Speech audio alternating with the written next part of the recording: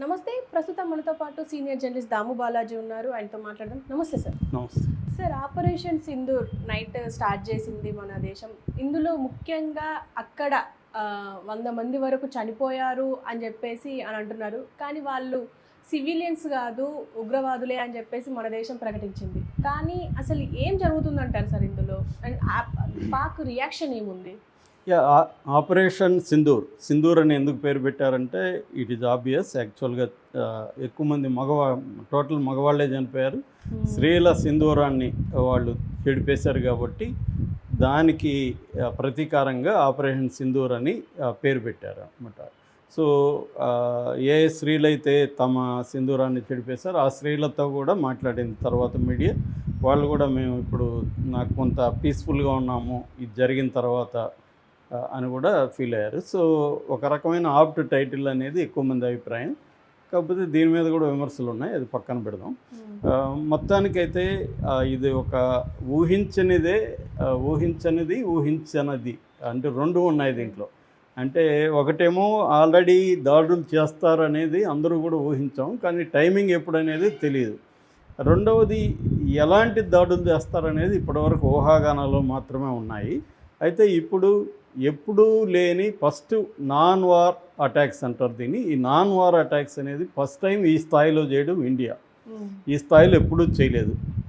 అంటే ఒకేసారి 9 ప్రాంతాల్లో అటాక్ చేయడం ఒకటైతే, రెండోది పాకిస్తాన్ భూభాగంలో మామూలుగా అయితే పాక్ ఆక్యుపైడ్ కాశ్మీర్ అంటారు, పీఓకే.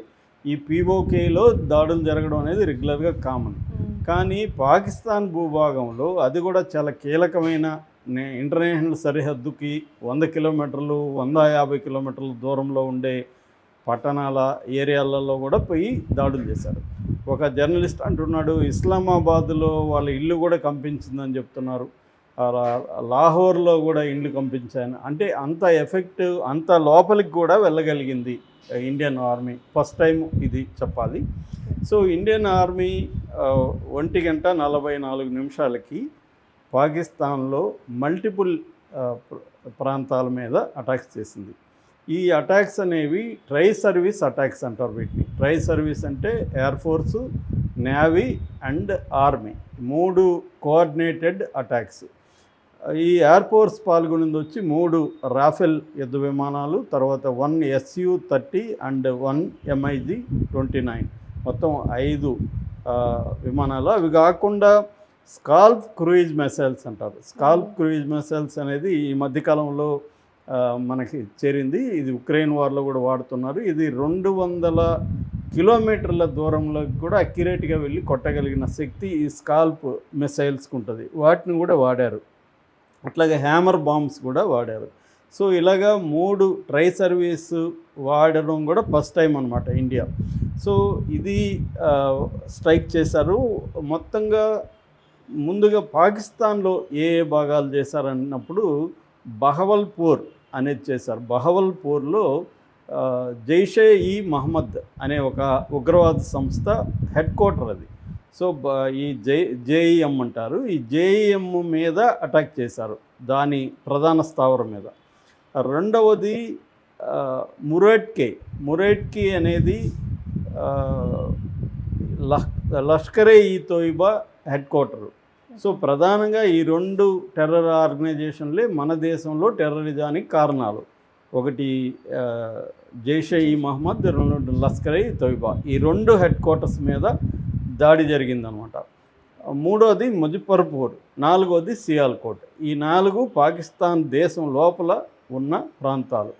ఇక 5 ప్రాంతాలేమో పాకిస్తాన్ ఆక్యుపైడ్ కాశ్మీర్, పాకిస్తాన్ ఆక్రమిత కాశ్మీర్, అది పీఓకే అంటారు.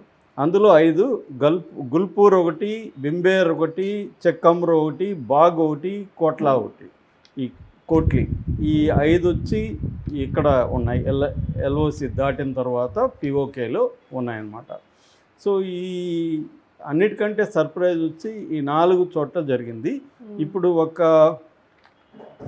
మురేట్కోలోనే 30 మంది చనిపోయినారని ఒక వార్త వస్తుంది. అయితే అఫ్సెల్గా ఇప్పుడు మిలిటరీ తరపున, మన దేశంలో మిలిటరీ తరపున 10 గంటలకి ప్రెస్ మీట్ ఉంది.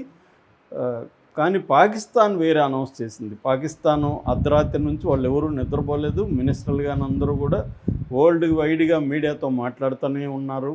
సో వాళ్ళు ఏం చెప్తున్నారంటే 8 మంది మాత్రమే చనిపోయారు, వీళ్ళు ఉగ్రవాద సంస్థ శిబిరాల మీద దాడులు చేయలేదు, ఎందుకంటే మా దేశంలో అసలు ఉగ్రవాద శిబిరాలే లేవు, వీళ్ళు వేసిందంతా కూడా మసీదుల మీద వేశారు, ఆడవాళ్ళు పిల్లలు ఎక్కువ మంది చనిపోయారు అని చెప్పి వాళ్ళు చెప్తున్నది ఏమంటే 8 మంది చనిపోయారు, అందులో 3 నెలల ఒక పాప కూడా ఉంది అనేది వాళ్ళు చెప్పారు. 35 మంది గాయపడ్డారు, 24 సెంటర్స్లో వాళ్ళు వేశారు, మొత్తం 5 ప్రాంతాల్లో 24 ప్రదేశాల్లో వేశారు అని చెప్తున్నారు. అంటే ఒక్కొక్క ప్రాంతంలో కొన్ని 3-4 చోట్ల వేస్తే అన్నీ కలిపి 24 వచ్చాయి, మొత్తం 5 ప్రాంతాల్లో మాత్రమే అనేది వాళ్ళు చెప్తున్న సంఖ్య. వాళ్ళు 9 అనేది ఒప్పుకోవట్లేదు వాళ్ళు, అట్లాగే ఇంత సంఖ్యను కూడా ఒప్పుకోవట్లేదు. అట్లాగే మన దేశంలో కూడా వివిధ మీడియా రకరకాలుగా చెప్తుంది. ఎక్కువగా నాన్ మోడీ మీడియా చెప్తున్నది ఏమంటే 12 మంది చనిపోయారు, 55 మంది గాయపడ్డారు, ఇది సివిలియన్సా టెర్రరిస్టులు అనేది కనిపించలేదు. అయితే దీని పట్ల ప్రపంచం ఎలా రియాక్ట్ అవుతుందనే దానికి ఇంకా మనకి మిగతా దేశాల రియాక్షన్ తెలియదు. ఎందుకంటే అజిత్ దోవల్ అర్ధరాత్రి నుంచే ఇది జరిగిన తర్వాత ఇమ్మీడియట్గా అమెరికాకి నోటిఫై చేశాడు. అక్కడ దాని సెక్యూరిటీ అడ్వైజర్కి ప్లస్ మార్కో రూబియో అంటే సెక్రటరీ ఆఫ్ స్టేట్ అంటారు, మామూలుగా ఫారిన్ అఫైర్స్ మినిస్టర్ని వాళ్ళు అలా పిలుస్తారు. సో విదేశాంగ మంత్రి అనుకోవచ్చు, అమెరికన్ విదేశాంగ మంత్రికి ఇన్ఫామ్ చేశాడు. అట్లాగే యూకే, రష్యా, తర్వాత యుఏఈ, సౌదీ అరేబియా ఇలాంటి దేశాలకంతా కూడా అజిత్ దోవల్ ఇన్ఫామ్ చేశాడు, ఇలా జరిగింది అనేసి చేశారు. ఈసారి ఏంటంటే మనకు బాగలకోటప్పుడు విజువల్స్ లేవు, ఈసారి విజువల్స్ కూడా రిలీజ్ చేశారు, విజువల్స్ కూడా క్యాప్చర్ చేయగలిగారు, విజువల్స్ కూడా వచ్చాయి. అట్లాగే పాకిస్తాన్ వాళ్ళు కూడా ప్రపంచవ్యాప్తంగా అందరికీ చెప్పడం, మీడియాకి మాట్లాడడం, వాళ్ళు కూడా గాయపడిన విజువల్స్, అంబులెన్స్లో తరలిస్తున్న విజువల్స్ అవన్నీ వస్తున్నాయి. ఇది ప్రధానంగా ట్రంప్ ఏం స్పందించాడంటే, నేను ఓవల్ ఆఫీస్లోకి ఎంటర్ అవుతుంటే నేను న్యూస్ వచ్చింది, ఇట్ ఈజ్ ఎ షేమ్ అన్నాడు ఫస్ట్, షేమ్ అని.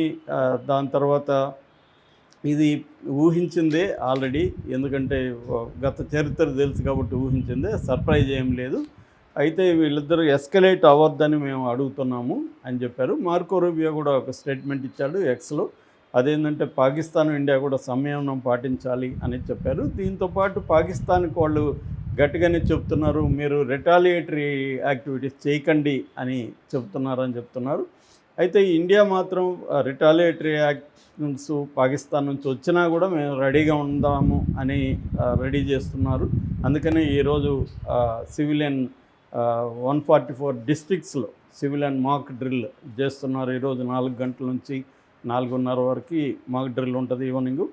సో అంటే ప్రిపేర్ చేస్తున్నారు ఒకవేళ అటాక్స్ చేస్తున్నా. అట్లాగే నార్త్ ఇండియాలో అనేక చోట్ల జమ్మూ కాశ్మీర్, శ్రీనగర్, అమృత్సర్, లేహ్, చండీగఢ్, ధర్మశాల ఇలాంటి ఎయిర్పోర్ట్లు అంతా కూడా మూసేశారు.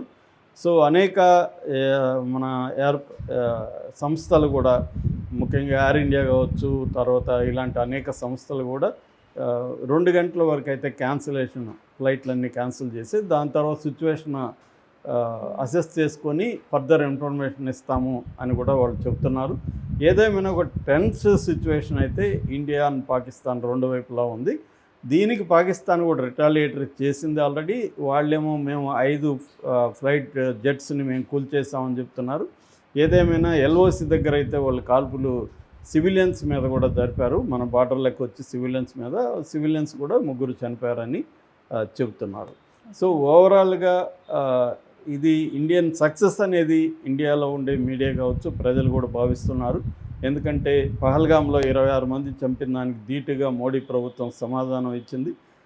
పాకిస్తాన్ ఊహించని విధంగా 9 ప్లేసుల్లో టెర్రర్ క్యాంపుల మీద దాడి చేసింది.